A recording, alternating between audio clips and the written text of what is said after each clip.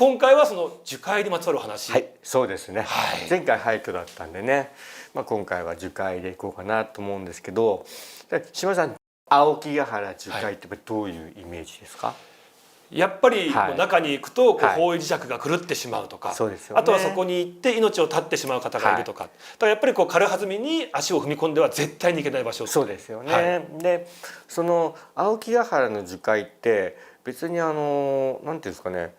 ここで自殺するところですよって宣伝してるわけじゃないのに、いつの間にか、日本有数のそういう場所だって認知されて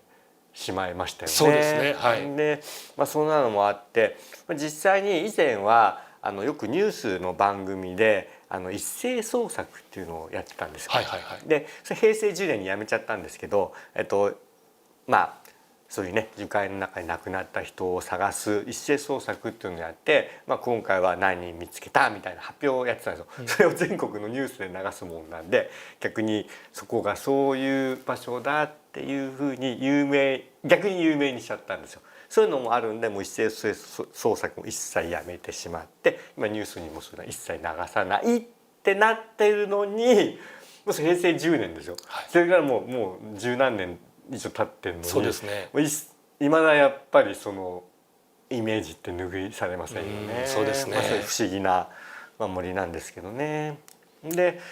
青木ヶ原の樹海って広さってどれぐらいあると思います？ごめんなさい、イメージでいいです、全然。本当にそんなめちゃくちゃ広いんじゃないですか？そういうふうに大体思いますよね。だって入ったら出られないんでね。だからもう下手したらもう東京23区ぐらいあるんじゃないかとか。そうですよね、実は本当に若干その呼び方がどこまでが青木ヶ原の樹海って正式なあれはないんで、若干違うんですけど、おおよそ5キロとか6キロとかその程度の四方の森なんですよ。そんな狭いですね。そんな思ったより大きくないんですよ。へだけど本当によくそんなんだったらまっすぐ歩ければ出られるじゃないか、そう抜けちゃうじゃんと思いましたもん、聞いたら。思うんじゃないですか。はい、ところ本当に足場とかがもうすっごいもう段差になってたり、木が生えてたり藪が茂ってたりして、とてもですね、まっすぐ進めないんですよね。まっすぐ進めないどころか平らじゃないんで、もうなんていうんですかね、普通の道を歩くのの10倍20倍の労力を使って進むんですよ。で例えばあそこまで我々その GPS っていうナビゲーションシステムを使って、中を潜るんですけど、あそこの道まで何メートルっていうとあと100メートルですって言うんですよ。普通だったら普通の道で100メートルなんかすぐじゃないですか。すぐ行きそうですよね。あと100メートルもあるのっていう、その100メートルって絶望するぐらいの距離なぐらいな感じなんですよね。そんな中でやっぱり未知の今のね中で唯一の秘境とされてる樹海なんですけど、簡単に言ってしまうと簡単に入って簡単に戻ってこれるようでもあり、私ですらもし全ての装備を外されてT シャツとズボンだけにして、もしポンと置かれて目つぶらせてぐるぐる回らせたら多分戻ってこれないです。だって5キロ6キロってね、そんな敷地の中ですよね。だから5キロ6キロって50キロ60キロぐらいのその体感のイメージですよね。その走破するにはね。よく中に迷い込んでしまって、よくわからない右も左もでもね歩き回ってそしたら抜けられちゃうじゃんとかね思うんですけど、そんなこと絶対ありえないんですね。それも運で絶対抜けられないわけではないんですよ。当然県道も国道も走ってますので、耳を澄ませばもしかしたら車の音とかが聞こえればね、そっちの方に行けばっていうこともあるけど、それが絶対大丈夫だっていうのは絶対に思わないでください。それぐらいやっぱり危険な。あと聞いたことあるのが、やっぱり溶岩の固まったゴツゴツした岩があるから、その通りです。ちょっと気を許したりとかした時にバッて転んだりするとすごい勢いで怪我しちゃうとか。その通りです。なんで我々絶対に長ズボンと、あとくるぶしまであるブーツは履いていきますね。でやっぱあといろんな穴も開いてるから、それにボコって落ちちゃったりして本当に骨折とかしちゃう。でそこで動けなくなって、助けも求められずにっていう方もいる。明らかに遭難してお亡くなりになった方を見つけたことはありますね。もう装備がガチなんですよ。でも2メートルぐらいの穴の中に落ちて骨になってたんですよね。それって、はい、ね、足がもう折れてしまって、はい、登れない、その歩けない、通りです。でも体自体は生きていてはい元気なわけじゃないですか、はい、でも助け求めても誰も来てくれないっその通りてです。すごい、電話も通じないですし、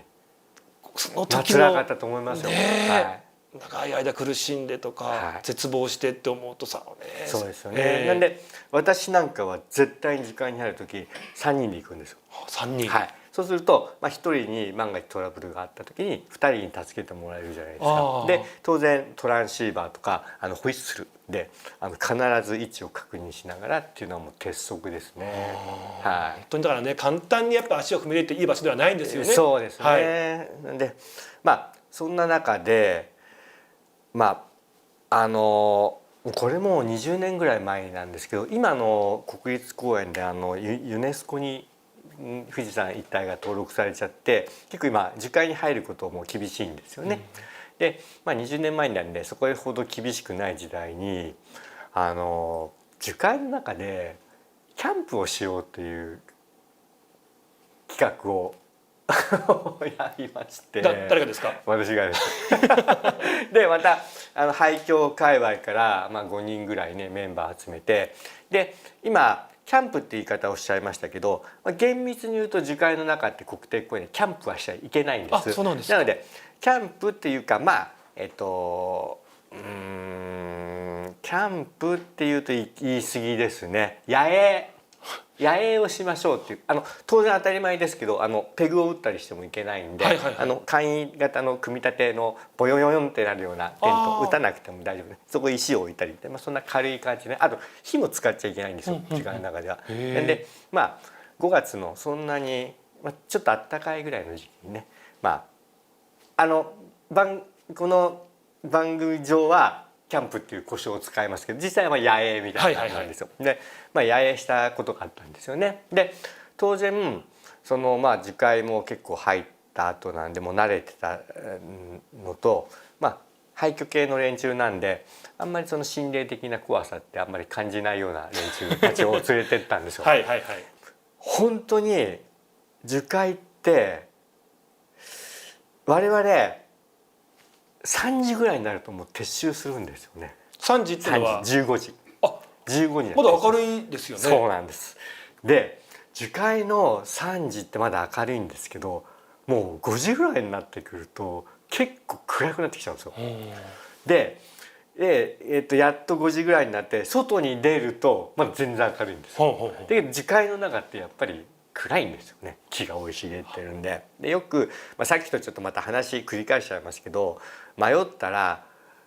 太陽を見ろとか星を見て出られるんじゃないかなって言いますけど、もうすごい木なんですよ。まず上が見えないんですね。見えません。見えな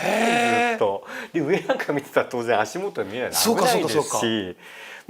そんなのもあってもう真っ暗だ、そろそろ出ないとまずいよって言って駐車場にたどり着くと全然明るいんですよ。それぐらいその時間なんか暗いっていうのを今言いたかったんですけど、もう3時ぐらいになったら夕方のイメージですよね。もう5時になったら夜っていうぐらいに感じていないともう時間の中で遭難してしまうぐらいの暗さなんですよね。で我々ももともと夜に行くためじゃないんで、あんまりライト系のものも持ってないんで、とにかくそれぐらい暗いところで、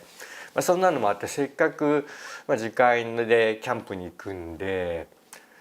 さっきも言ったように国道とか県道がそこそこ走ってるんですよ。で改造した車なんかだとポンポンポンポンなんて結構大きな音だと聞こえるんですよね。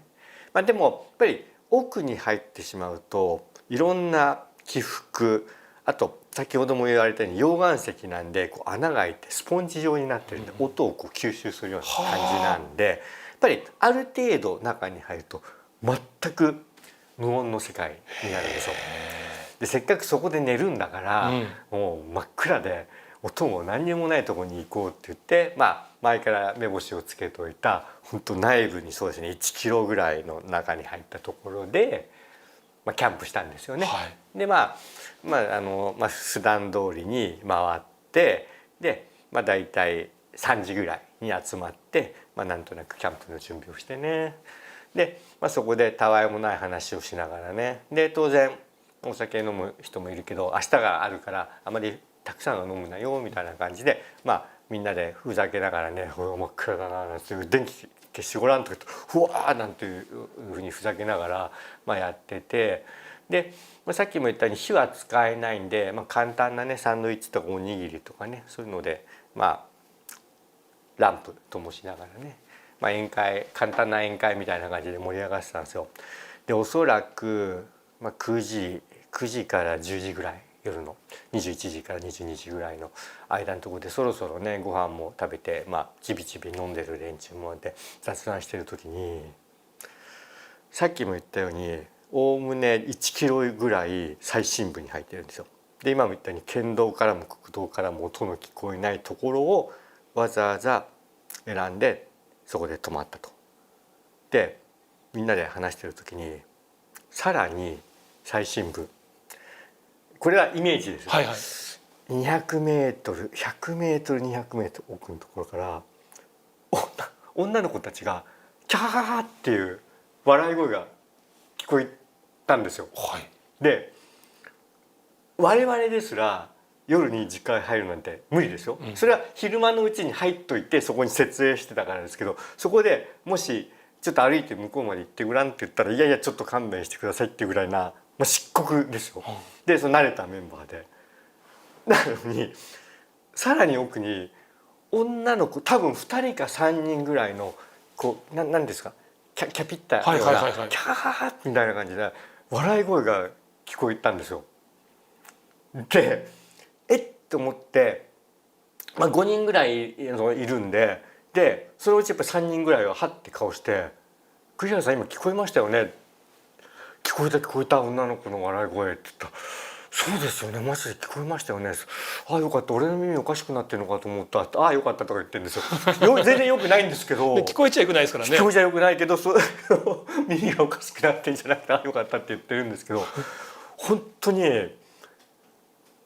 いや絶対にだってありえないんですよ。だって若い女の子が例えば2人とか3人でそこの自家の奥地に入っ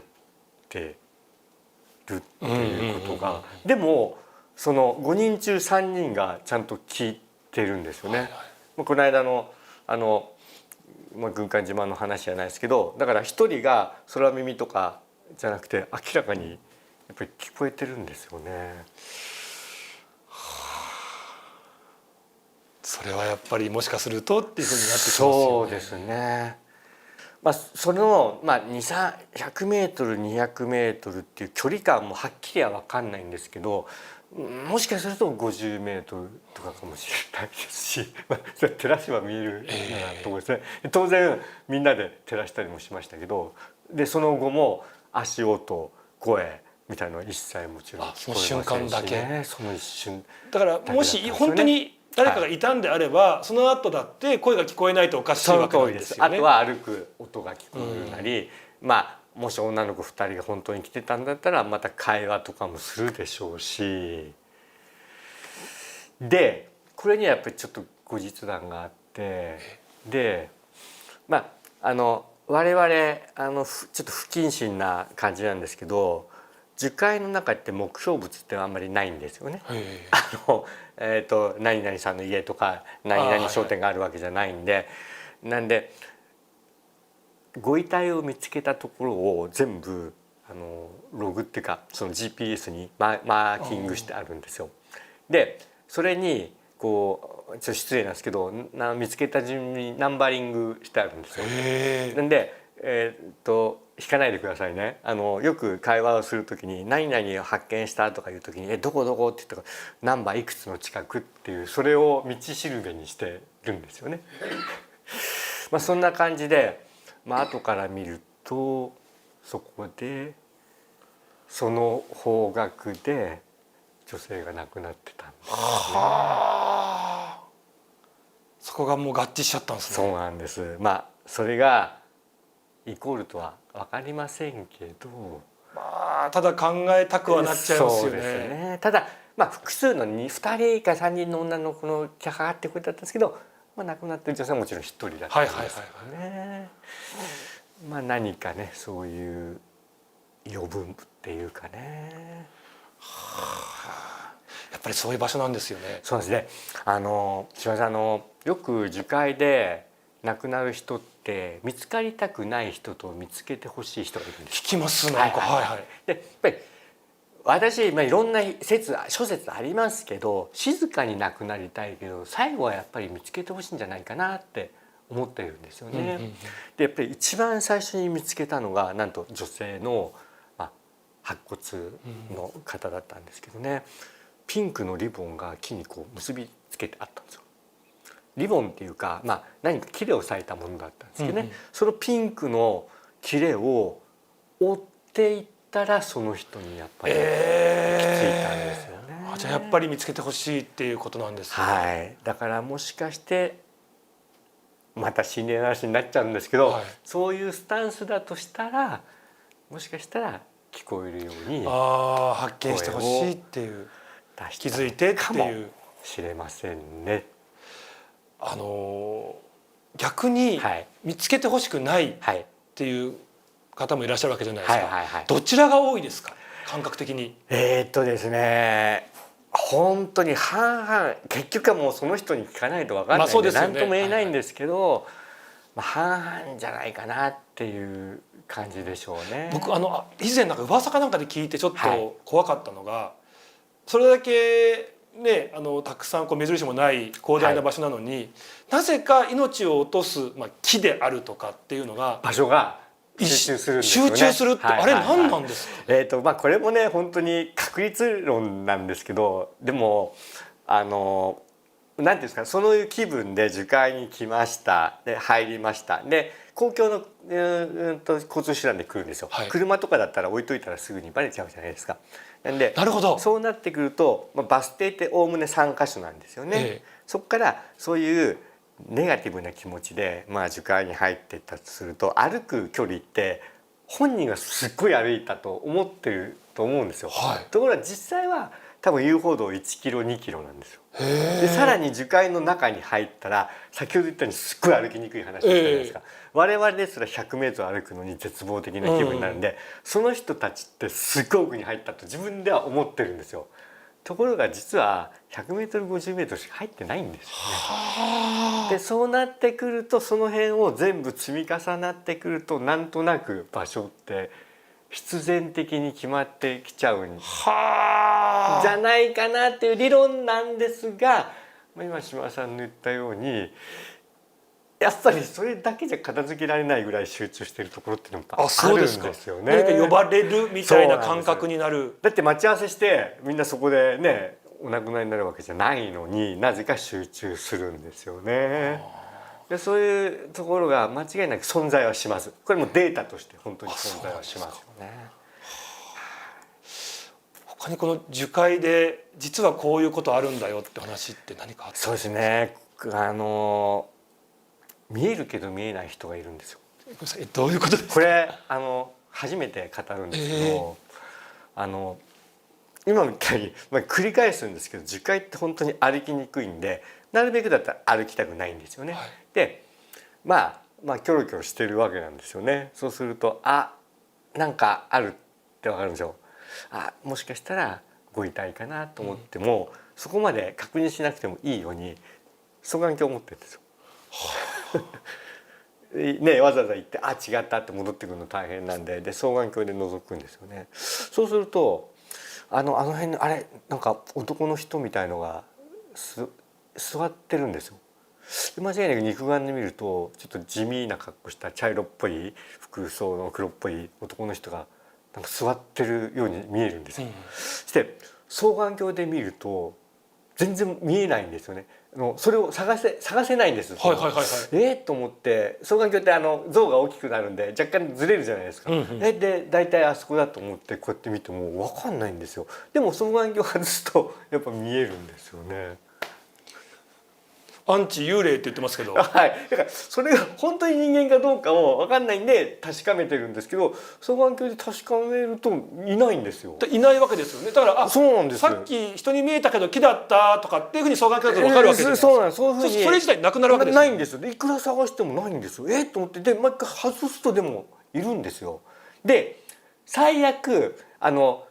一人仲間がいれば自分がそのまま目視してそこに誘導できるんですよ。もっとこっち、もっと奥、もっとこっち。ところがそれが見えるのって一人の時だけなんですよ。なぜか。もうたくさん見られてるんじゃないですか。やっぱりもうそろそろお認めになった方がいいんじゃないでしょうかね。ってみんなにも言われるんですけどね。で結構それを夢中でじゃあ目視で見てこうやってでその目を外すともう見失っちゃうんですよね。はあはあはあ、で目視でこういうにやってあっと思って気が付いて落ちそうになってる。うわー、それも怖いですね。ありますよね。でちょっと心の中で呼ばれたって思うんですけど、なんでみんなも見える人がいても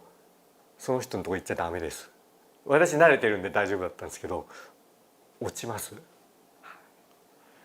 だから言い方があれですけどももしかしたら魔物のようなもう存在がいて罠を張ってるっていう可能性があるわけですよね。そうですね。そうでもないとじゃあなんで青木ヶ原の樹海にあれだけの人がねっていうのも、ちょっと不思議といえば不思議ですよね。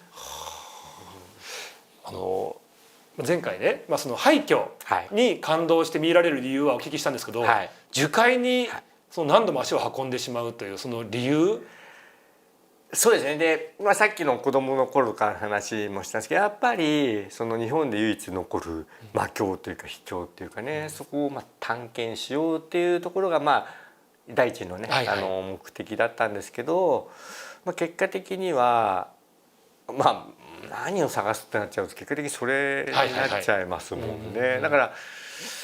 ら前にね前のところでお話ししたような樹海の計算みたいにねそれが好きっていうわけではないんですけど、結果的にはそれがっていうことにはなってしまうことはありますよね。いや本当にもうねもうベテラン中のベテランなので、と思いますけど本当に気をつけて、もう本当そうなんです。油断した時がね一番危ないんで本当に気をつけていこうと思ってます。今回も貴重な話ありがとうございました。ありがとうございました。